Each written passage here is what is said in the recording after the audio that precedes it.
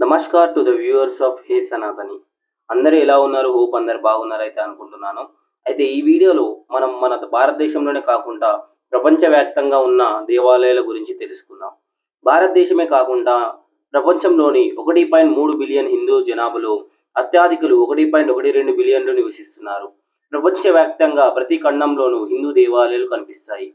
భారత ఖండంలో వేలాది ఆధునిక మరియు చారిత్రాత్మక దేవాలయాలు నేపాల్, శ్రీలంక, బంగ్లాదేశ్ మరియు పాకిస్తాన్‌లో విస్తరించి ఉన్నాయి.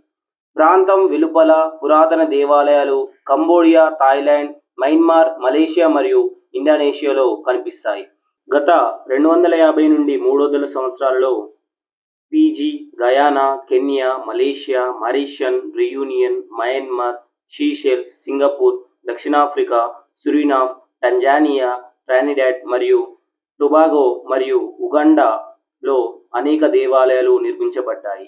ఇంతేకాకుండా ప్రపంచ నలుమూలలో ఉన్న 41 దేశాల్లో మన హిందూ ఆలయాల గురించి నెక్స్ట్ వీడియోలో మనం తెలుసుకుందాం. అంతవరకు సెలవు. జై శ్రీరామ్.